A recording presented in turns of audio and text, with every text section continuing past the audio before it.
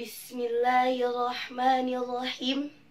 Assalamualaikum warahmatullahi wabarakatuh. Alhamdulillahilladzi ja'alal qalama wal kitabah lil qiraah wal qiraah bil ma'rifah wal ma'rifah lil ibadah wal ibadah lillahi ta'ala, amma ba'du.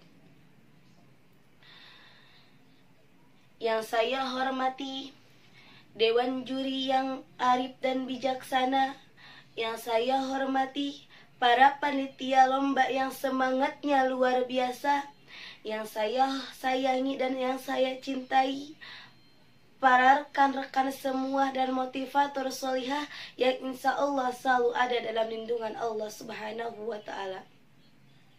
Pertama-tama dan yang paling utama, marilah kita panjatkan puja-puji syukur kehadirat Allah yang Maha Ghafur, yang telah memberikan kepada kita nikmat iman wal Islam, nikmat sehat wal afiat, sehingga kita masih diberi kesempatan untuk bernapas sampai saat ini. Sholawat beriringkan salam, marilah kita curahkan kepada sosok yang paling mulia, tak lain dan tak bukan ialah Nabi besar kita Muhammad Sallallahu Alaihi Wasallam, beserta keluarganya, para sahabatnya, tak luput kita selaku umatnya yang menantikan syafaatnya nanti di yaumil qiyamah. Amin amin ya rabbal alamin. Hadirin rahimakumullah, apakah kalian pernah berpikir tentang masa depan? Masa depan di sini bukan hanya sekedar masa depan di dunia, melainkan masa depan yang paling abadi. Apa itu masa depan yang paling abadi? Masa depan yang paling abadi adalah masa depan kita nanti di akhirat kelak.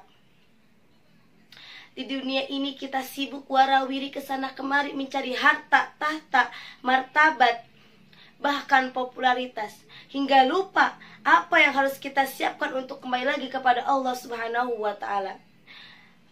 Allah Subhanahu wa Ta'ala berfirman dalam surat Al-Baqarah ayat 190 yang artinya, bertakwalah kalian karena sebaik-baiknya bekal menuju akhirat adalah dengan bertakwa.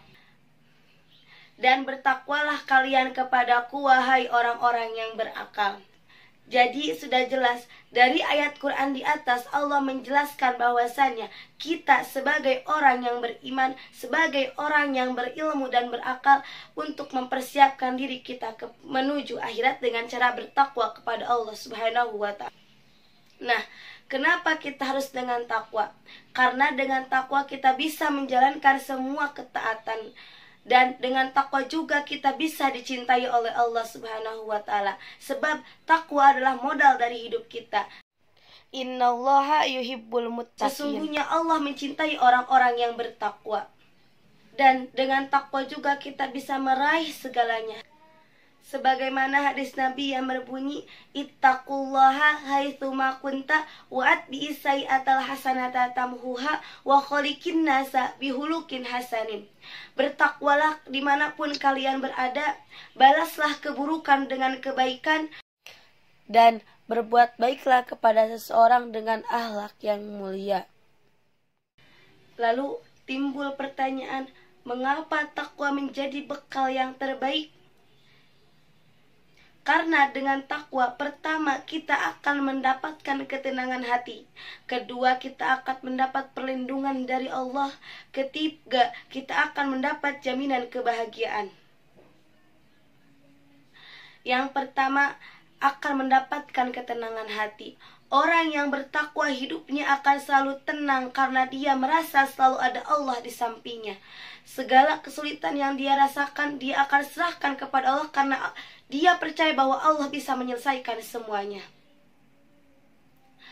Yang kedua adalah jaminan kebahagiaan. Allah Subhanahu wa Ta'ala menjanjikan surga bagi orang-orang yang bertakwa. Dan yang ketiga, perlindungan dari siksa.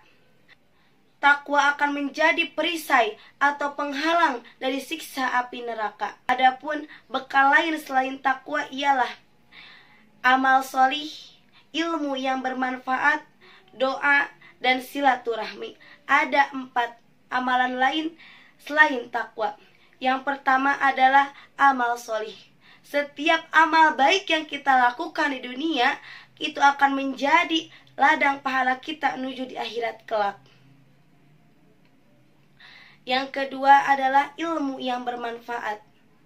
Ilmu yang kita dapatkan dan kita amalkan akan menjadi pahala jariah yang mengalir kepada kita nanti di akhirat kelak. Yang ketiga adalah doa. Kenapa doa? Karena doa adalah senjatanya orang mukmin. Dengan doa kita bisa meminta perlindungan dan pertolongan kepada Allah. Yang keempat adalah silaturahmi. Mengapa silaturahmi? Karena silaturahmi dapat memperpanjang umur seseorang, melapangkan rizki, dan menjadi penghalang dari siksa api neraka. Sahabat sekalian, mempersiapkan akhirat bukan berarti kita harus meninggalkan kesenangan dunia. Justru dengan mempersiapkan bekal di akhirat akan membuat hidup kita jauh lebih bahagia. Karena kita tahu apa yang kita lakukan akan dimintai pertanggungjawaban oleh Allah Subhanahu wa Ta'ala. Jadi ingat teman-teman, kematian tidak menunggu kapan kita tobat, kematian tidak menunggu kapan kita menjadi solih, kematian tidak menunggu kapan kita melakukan 1000 sujud. Mungkin cukup sekian dari saya, kurang lebihnya mohon dimaafkan. Uzur maqala wala tanzur maqala. Assalamualaikum warahmatullahi wabarakatuh.